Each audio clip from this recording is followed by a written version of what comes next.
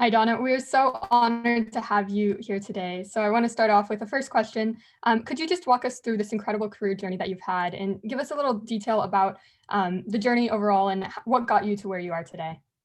Well, first of all, let me just thank you all so much for the invitation. I really am pleased to just be here with you, and I want to commend you for having Tech Week and inviting folks in from industry. It's an incredible opportunity for me to get exposure to all of you, and I really think it's so invaluable for college students to sort of learn a little bit about what's on the other side. And it's exciting. It's great. And so we can't wait to have you guys join the workforce. So, a little bit about my career. I actually started out a real fan of legal shows on television. So, I knew pretty early on I wanted to be a lawyer. I thought my skill set in particular was well suited for the law. I enjoyed, quite frankly, debate and writing. And so I wanted to go to law school. But along the way, I really got interested in journalism and public relations when I was in college. So I was actually a journalism major. And that's where I really discovered public relations. And I realized that I really liked using my interpersonal skills. And PR allowed me to do that a lot. So I took a year off before I went to law school and actually did corporate communications for what was a precursor company to what is now Glaxo, Merck. And so it was really a great experience, but I ultimately decided I want to go to law school, and I did that. And I spent a couple of years post law school in a large law firm in Washington, D.C., which was an incredible experience. I've gotten amazing experience in just sort of the mechanics of the law and how to be a good lawyer. Eventually, I went in house because I really wanted to focus in on one client and also to get a sense of sort of the business side of my client's work and not just the legal side, and to be a part of a unified team. So I came to what was a precursor to Verizon. You guys are probably too young to have heard of Bell Atlantic, but that was the name of the company at the time. And I was in what was known as the federal regulatory group. So I spent most of my time at the FCC advocating for Verizon's regulatory interests. And that involved a lot of legal work in the sense of, writing what we call comments, but they're similar to briefs, and also meeting with policymakers. And what I found was I really liked talking and discussing policy issues even more than I liked writing about them in the briefs.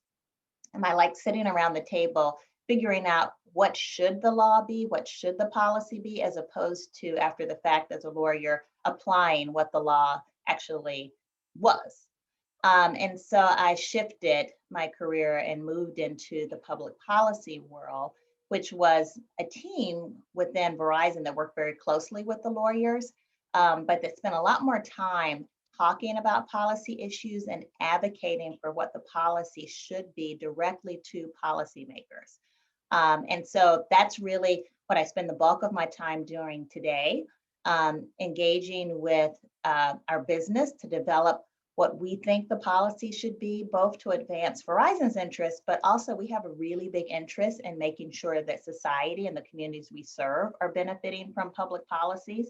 And so that sort of brings in the other part of my role, which is engaging with nonprofits who are very much community-based, but very focused on advocating for consumers in a variety of different areas. And so that keeps Verizon from being too insular in our views about what a policy should be. So we're not so myopic so that we only think about, well, how would this impact our business?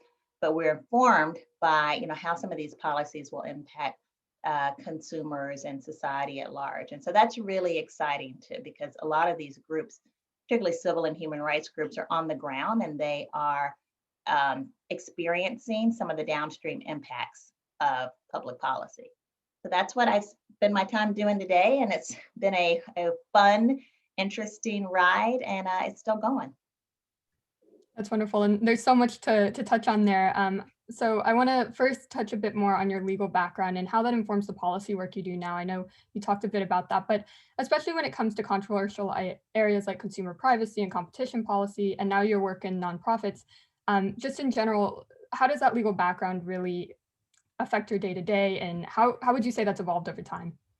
Yeah, I think the legal background for me has been invaluable because it helps me to, number one, just critically analyze what the current state of the law is. And so if there are gaps or uh, provisions of the law that are outdated and actually don't work well in today's environment, it's a lot easier for me to identify them and also to develop statutory language that would address and correct them.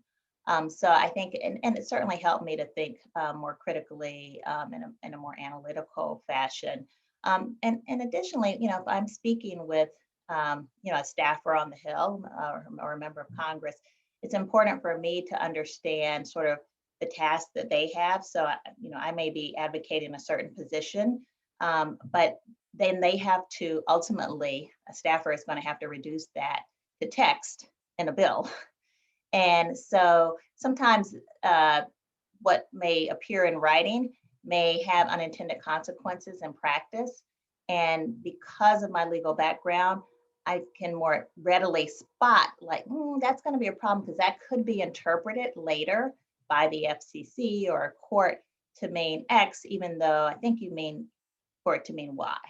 And so I really think that context of the legal training has helped me to be a better policy professional. I should also add, I spent years and years writing as a lawyer. And so my writing ability has certainly been enhanced by the legal training and the years I spent practicing law.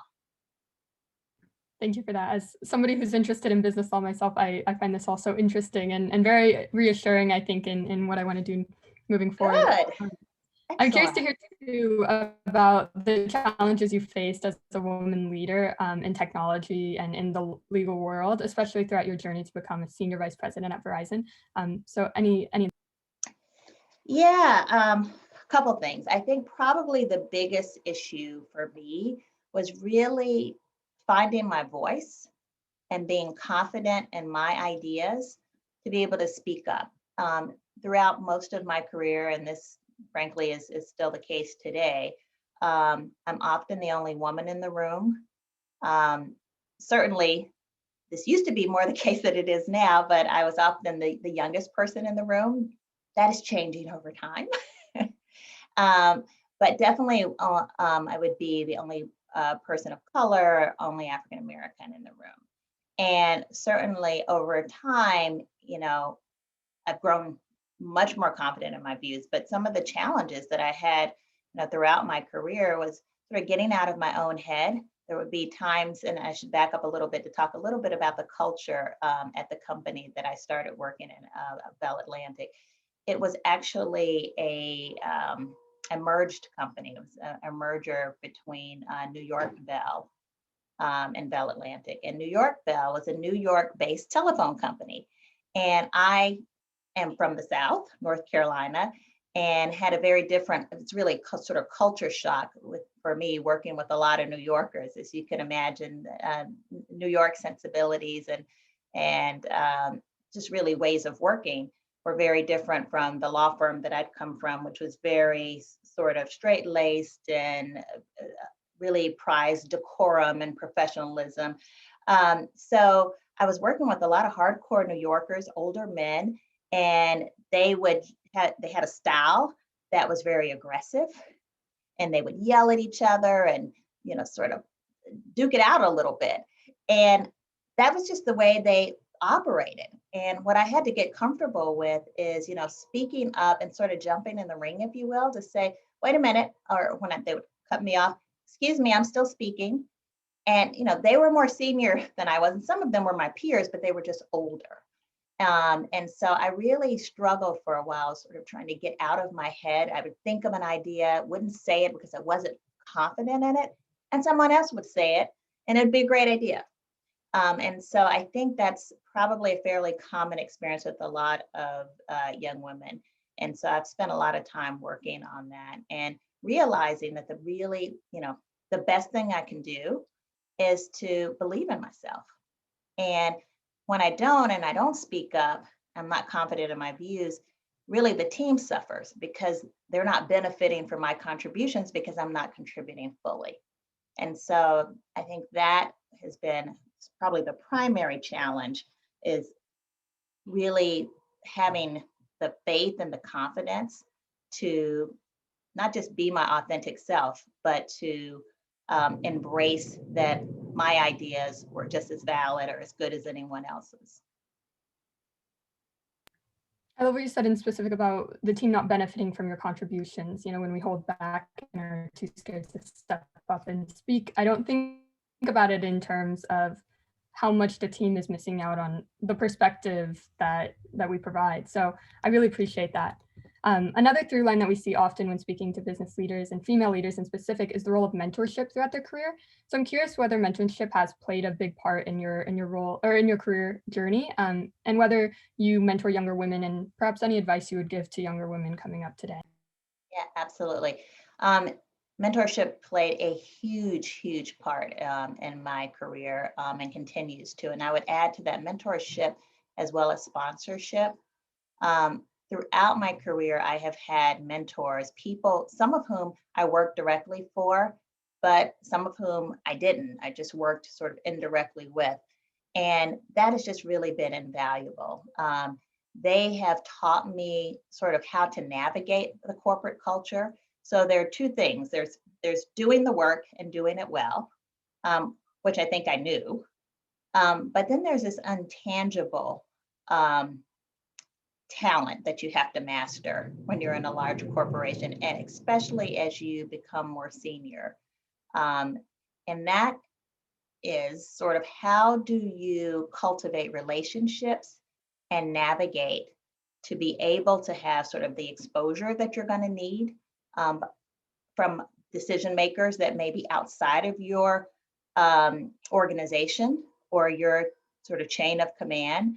And those relationships become so critical. So it's not just doing the work, it is how you do the work and the relationships that you build and the visibility that you have. And I've had mentors who have explained sort of the unwritten rules, how to make sure folks understand that you're responsible for this outcome. Because, there are folks who will take credit for your work. And how do you do that in a diplomatic way so you don't look like you're sort of saying me, but, how are you, sort of true to yourself to be clear on, your role in projects. And the other thing I think mentors have really helped me to do is to bolster my confidence, to encourage me to take stretch assignments. And that is so key. It's a piece of advice I would give to young women: take stretch assignments. um, they often will surprise you and you'll do much better at them than you thought. But more importantly, there will be others around who may not know you, who may have exposure to you because of that assignment, particularly if it's outside of your normal day to day, if it's an additional special project, which may mean more work for you in the short term, but can really pay off in the long term because of the exposure that you get, the new relationships that you can form.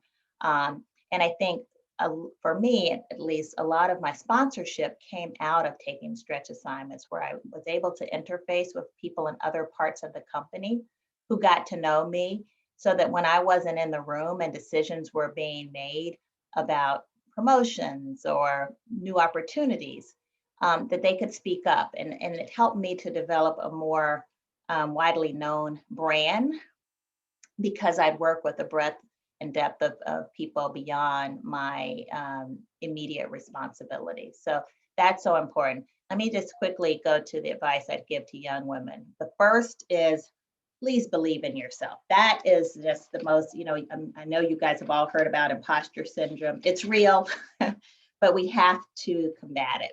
I mean, it's just so, it holds us back.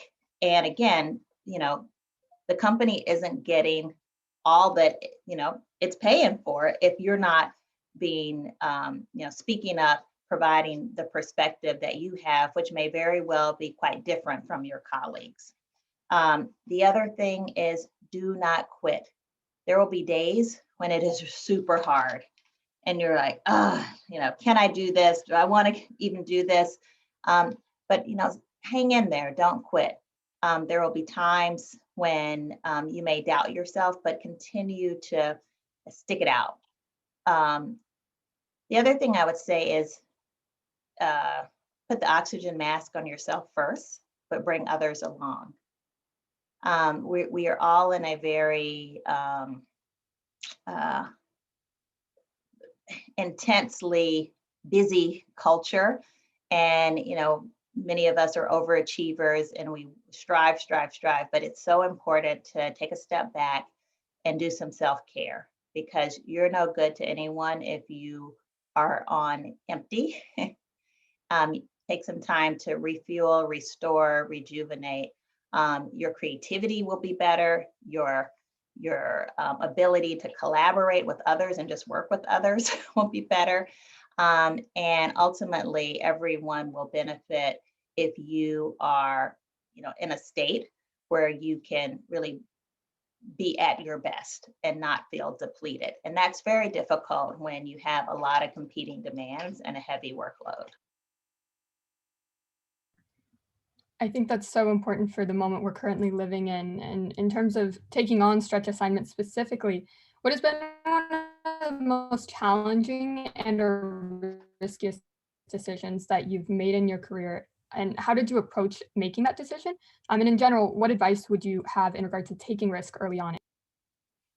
Yeah, that's a great question. I think for me, the biggest risk was leaving the law, leaving the practice of the law within my company. It's first of all, we're very heavily regulated industry. So as a result, lawyers have a lot of cachet attached to them, a lot of prestige, because the business in many respects couldn't make a lot of moves unless the lawyers sort of okayed it and said it was all right. And so to think that someone might want to leave that sort of plum positioning in a company and do something else was a little bit of, I think, an anathema to my boss at the time. It's sort of like, well, why would anyone want to go do something else besides be a lawyer? And it was, it was pretty scary, because obviously I'd spent a lot of time, invested a lot in training and experience and to becoming a lawyer. So that it was nerve wracking, but at the same time, I knew what I really enjoyed, and I felt a little, and by the way, there's nothing wrong with being a lawyer. I mean, I work very closely with lawyers, and many of the policy professionals I work with are lawyers, and they're just not practicing. But I felt that I would be more fulfilled if I was able to engage more at the front end of developing policy and more sort of exchanging ideas and with the policy makers to discuss why this policy approach would be the right way to solve a problem, as opposed to on the other end of, once we have the law and now we're applying it. So I just felt that that would be more fulfilling for me and that I would be happier. But it was very nerve wracking to, raise my hand to my boss and say, I really kind of want to go over here and do this public policy work. It meant leaving the legal organization, the general counsel's organization at the time, just the way that we were structured. But fortunately, the general counsel at the time had been in public service at the federal level. And he had, in that role, very much been engaged in policy. So I actually had to go talk to the general counsel and explain to him that I wanted to explore this, primarily because it was him who actually talked to the head of public policy about me. And so when I talked with the general counsel, to my great relief, instead of trying to talk me out of it, which my immediate boss had done a little bit of, he said, I think you'd be fantastic at it. I think it's really valuable, and I could understand, why you'd want to do it. And I think you'd be really good at it. And he started telling me about his time as a public servant. And he did make the introduction to his peer, who was the head of public policy. And to your question about how it turned out, amazing. I'm so glad that I made the jump, but I agonized over it for a very long time. And I fielded a lot of questions from fellow lawyers about, are you sure you want to do this? For all of the reasons I noted earlier. But I was true to myself, and I could see that the skill set that the public policy folks engaged in was twofold. One was substantive knowledge, which I had because I was drafting the briefs associated with the topic. Two was the ability to develop relationships and trust quickly, which I felt like was a strength of mine, and particularly one that I exercised when I spent that brief stint in public relations. It helped me to be a better communicator. And three, it helped me to be a better advocate. So rather than writing these arguments down in a brief, sitting across the table with a policymaker and explaining to them, advocating a particular position to them is a lot of what a lawyer does.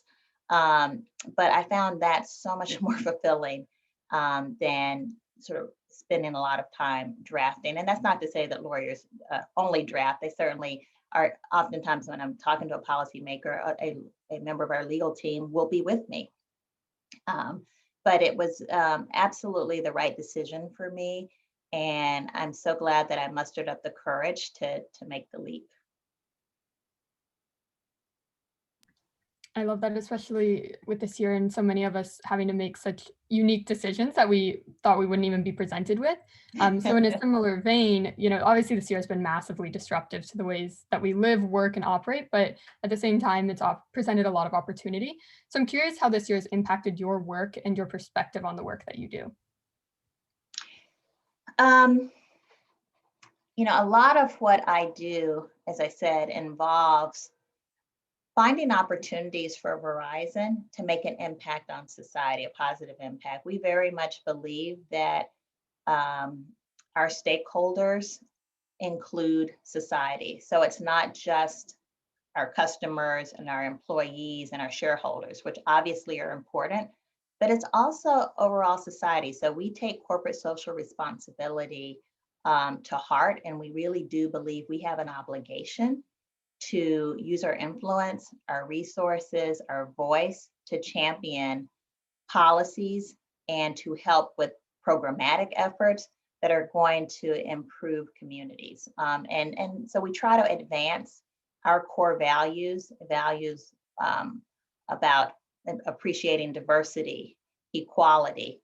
How does that translate into the broader society? So a number of projects that I've worked on over the years is really trying to identify what are some of the societal issues that we can lean into. So we've leaned into immigration reform, criminal justice reform, a number of equality issues. And when I say leaned into them, I mean we have actively supported legislation at the state and federal level. We have hosted convenings where we bring together experts to unpack and delve into the problems and the solutions, and to provide a platform for some impacted people, the folks, for example, in the criminal justice system who've been impacted by that system, really to raise awareness amongst our peers in the business community about the problems and how they can help and get involved. So we were already doing that before this past year. And then, as you can imagine, after the murder of George Floyd, well, first of all, with the pandemic, we really sprung into action. Verizon overall, we have an amazing chief corporate social responsibility team. And so they just provided tremendous support from volunteer activities that the company could engage in, to funding for small businesses and frontline workers and healthcare workers. So there was a ton that was going on there. But in my world, after the murder of George Floyd, there's a tremendous outcry for, how are companies going to lean in and really tackle this issue of systemic racism and, not just help our employees, but help make a difference and change the world around us. And so I got involved in a number of projects, and our partners include the leading civil rights organizations, and they were very valuable in meeting with us and saying, this is what business leaders need to be thinking about in this moment, and this is how you guys can engage and support programs, whether that's with economic empowerment of the Black community by supporting small businesses, or criminal justice reform, or voting rights and the census. That was a whole area of programmatic focus. And so we really, I would say we were always active, but we really doubled down, and we ultimately gave about $10 million to some of the leading civil rights groups to actually support their efforts, since they're on the front lines with this work. But when you add all of the work we were doing for the pandemic, related to the pandemic, to ensure our employees were safe, but also that the community leaders who were really at the on the front lines navigating us through this had the resources they needed and the support. And then you added the racial reckoning in the country. It was a tremendous effort that resulted in a lot of work for my team, but it was so so rewarding. And obviously, the digital divide is a huge issue that we're at the center of. And as everything almost overnight shifted to online, we very much felt a responsibility to ensure that, for example, vulnerable communities, low-income communities where households didn't have connections, that we stepped up and we partnered with a number of states and school districts to ensure that really no one's left behind. And so that was a whole nother area of focus. And that actually continues. That is a huge part of our policy focus right now, getting in place a national strategy on closing the digital divide sooner rather than later. I think that's also important, and it truly underscores how impactful these initiatives and decisions are, and how important it is to have people filling the seats at the table that are, empathetic and responsible. I want to give you a moment to talk a bit more about this digital inclusion initiative at Verizon. What have you and Verizon done to help bridge this divide that you talk of, and what advice would you give to college students like ourselves to help propagate these causes? Yeah, so we have a business plan that is really our economic, it's a holistic plan for how we want to do business in a way that positively impacts society. And it has a couple of pillars to it. One of them, though, deals with digital inclusion. And there's a lot that's under that umbrella. It includes a number of different initiatives and programs. I'll touch on a couple of them. Probably the one that we're best known for and the longest running one is something called Verizon Innovative Learning Schools, which again, that work is led by our corporate social responsibility team, the leader of which is this amazing, amazing leader named Rose Kirk.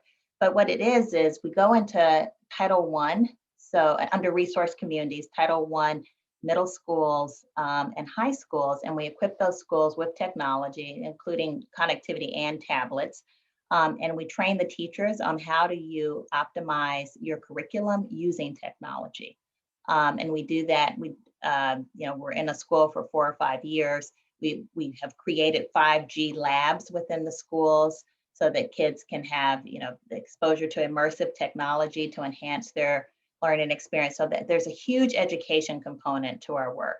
But we've also moved now to branched out in other areas. This year, late last year, we launched a new upskilling, reskilling initiative that will focus on unemployed and underemployed adults to equip them with the digital skills and tools that they'll need to thrive in a digital economy. We recently, actually, in the last couple of weeks, have announced that we are supporting accelerators that will focus on Black and Latino startup founders to help accelerate their business. And there are many other programs that we partner with community colleges with a particular focus on girls in rural America to equip them with tech skills. And so there are a number of different programs there, but I spend most of my time on the policy solutions to the digital divide, because many companies do a lot of good work in their, in the private sector, but really the problem is so massive that it's hard to have the scale and scope, any one company to have the scale and scope to make the kind of, really impactful, swift change that we want to see. So we're very focused right now on really pushing Congress to come up with a coordinated and comprehensive digital divide solution. And in January, we launched a initiative that we're calling Accelerating America. And what it is focused on is there are many reasons people don't adopt broadband, but we're focusing, the centerpiece of that proposal really focuses on low income consumers who have a difficult time affording broadband. And we're really encouraging policymakers at the federal level to set up a new broadband benefit program for low income consumers to give them a subsidy, much like we provide a subsidy through SNAP to combat food insecurity, to provide a subsidy for low income households to be able to purchase broadband. So we're super excited about that. We're trying to get that proposal into one of the congressional bills that will be teed up next, which will be the infrastructure bill that you've probably heard President Biden talking about. And fortunately, we know that broadband will be a part of that. The focus will be on building broadband networks where they don't exist, which isn't oftentimes in the most rural parts of America.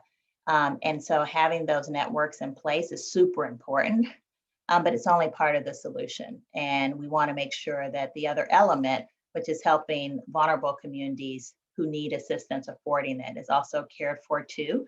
And so we're in the middle of a lot of advocacy right now, explaining the position to a lot of influencers. When I say that, I mean, communities, people who are doing digital literacy work, which is also a part of our proposal. That work needs to be funded. We have wonderful nonprofit organizations in communities across this country who have the trust and the knowledge to engage in outreach and digital literacy training, but they need more resources.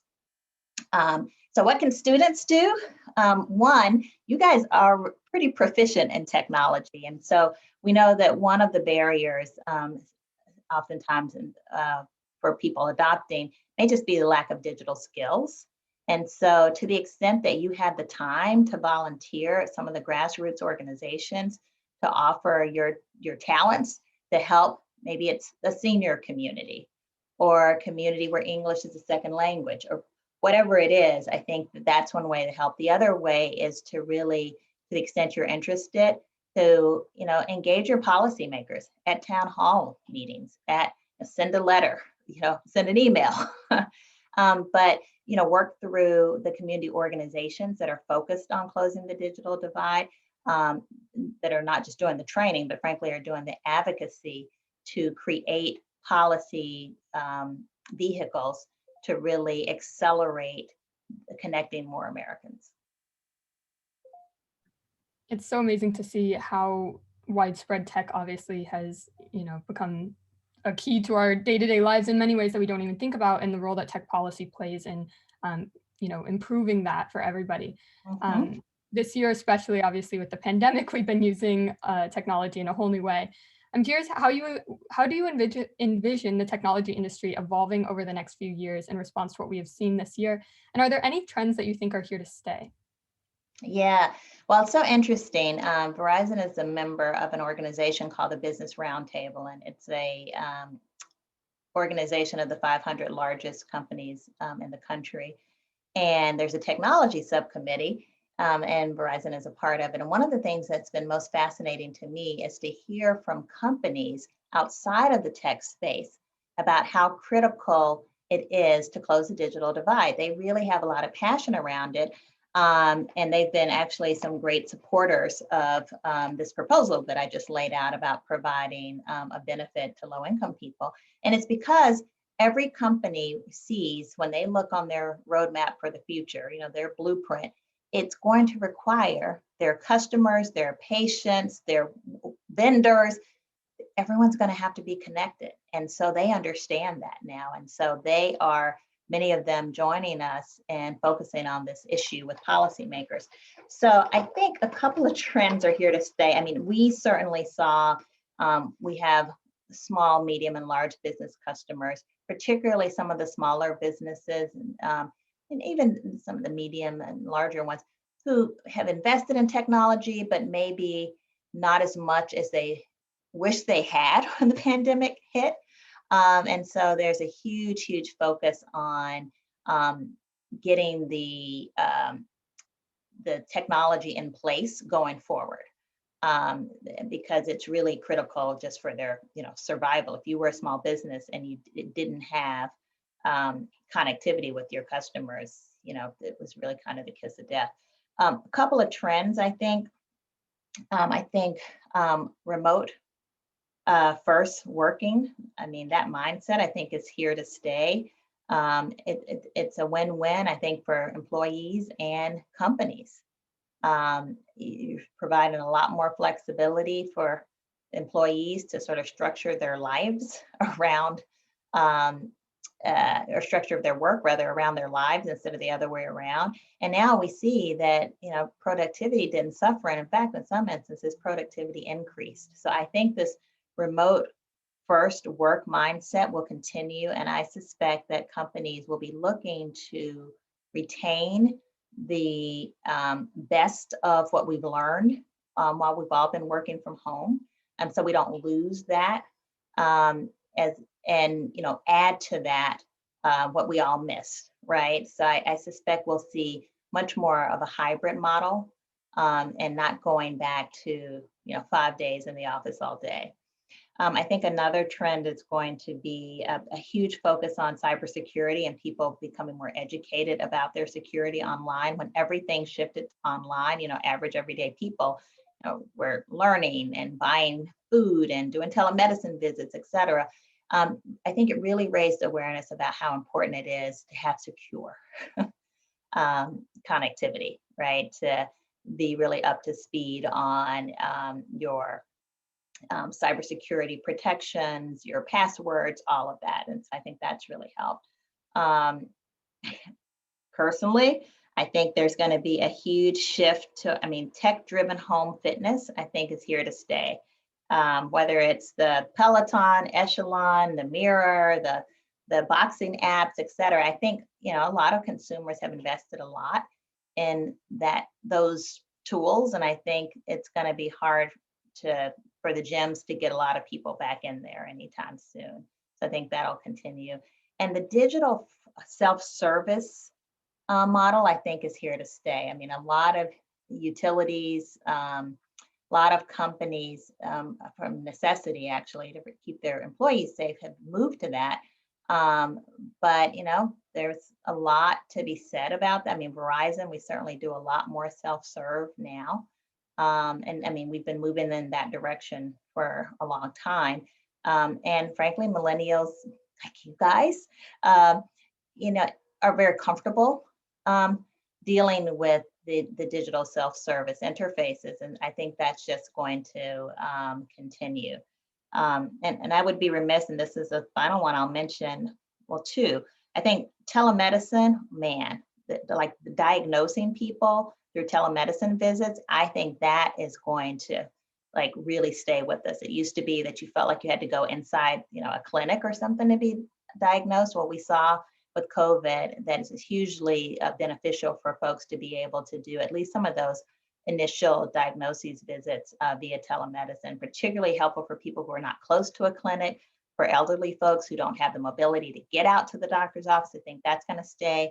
And then e-commerce, right? We were already moving in that direction, online shopping. I think we have, moved in a matter of months what might have taken us years to do all things. I mean, the penetration of e-commerce is just exploded. And I think that's going to continue. Yeah, that's interesting, especially as you said, I think it's been in many ways a distillation of some of the trends we were seeing slowly approaching years before, and now more so than ever, they're here to stay. That's right. Before passing it over to Ashley for our audience Q&A, we're going to do a quick rapid fire. So first question, what is your favorite way to relax? Reading. I'm a voracious reader. I enjoy it immensely. Never enough time to read, in my view. And what about your favorite book, which is a perfect follow-up? Yeah, The Purpose-Driven Life by Rick Warren. I think I actually have that on my bookshelf, so that's funny that you say that. Yeah, it's a great book. Next question we have is, what was your childhood dream job? An actress. And then any new quarantine hobbies or habits you've picked up this year? walking. I wasn't a huge walker, but now I'm so desperate to just get outside of my home office sometimes that and apparently many of my neighbors, you see our streets filled with a lot more walkers than in the past. Especially too, as spring is coming around and the sun is coming out. It's nice to get out. Yes, exactly. What is a guilty pleasure of yours? Chocolate.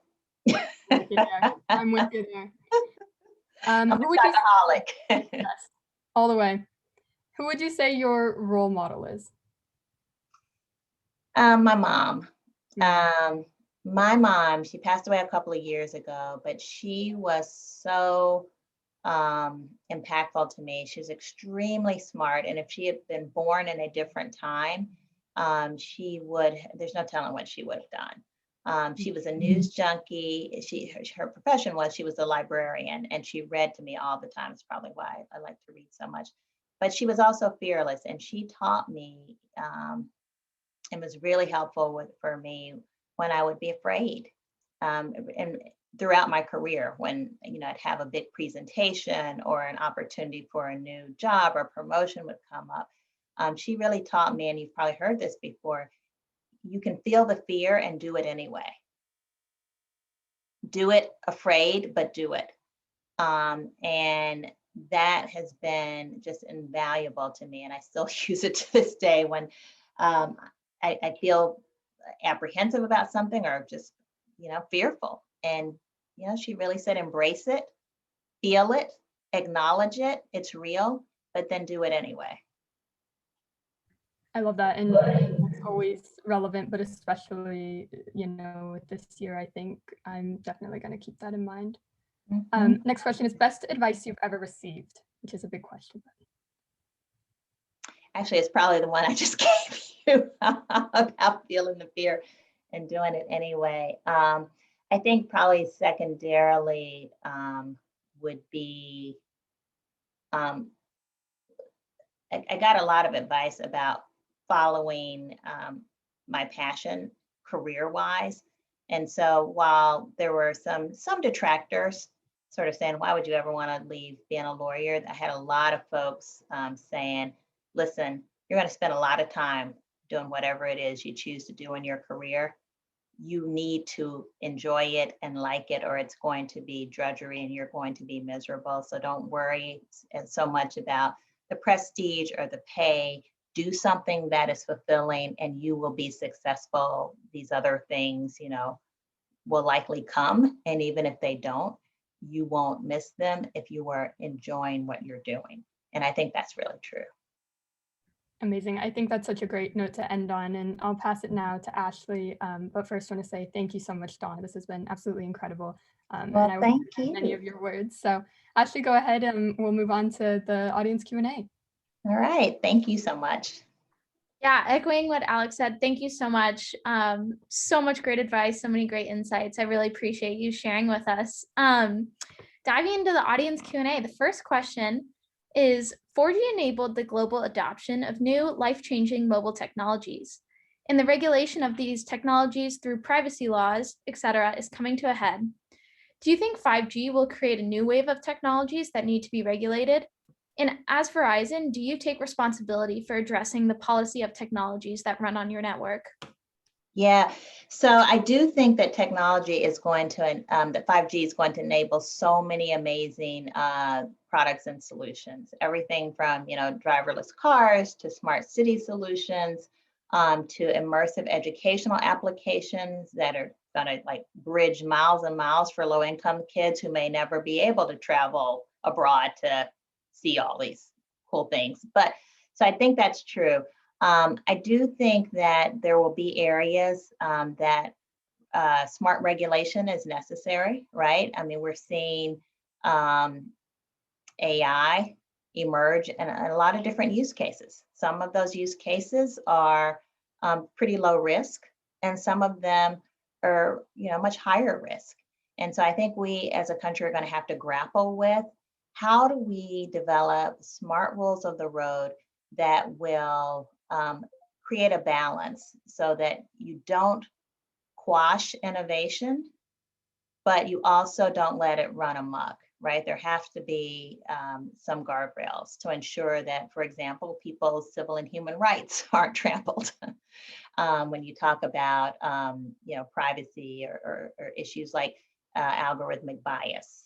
So I absolutely think there will be a need for very thoughtful policies.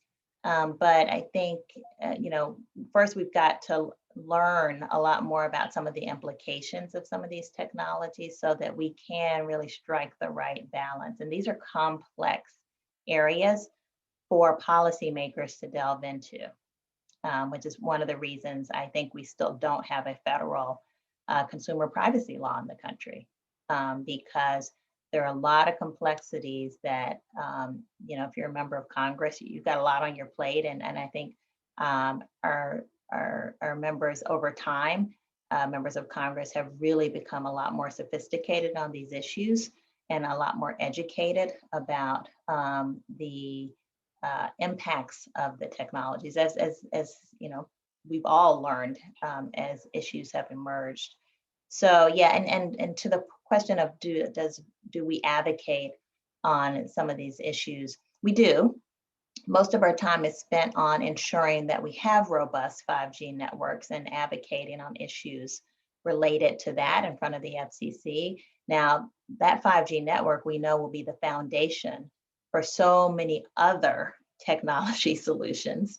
And some of those we engage in, sort of really closely. Others of those we kind of monitor because they're not our core business. We're more of an essential input, but we're not the experts on, for example, AI.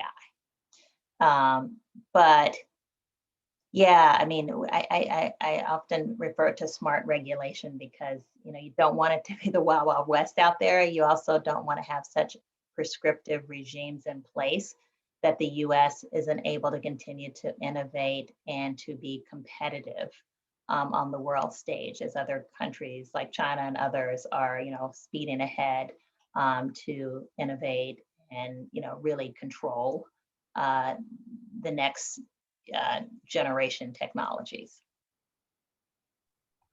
That's awesome. Thank you so much for sharing all of your insights there. The next question I'm going to tie together two between two different attendees. One is, can you give advice to women who want to become leaders in a context that is very manly? And the second is, what advice do you have for undergrads considering applying for law school, especially when there are lots of male leaders in that industry?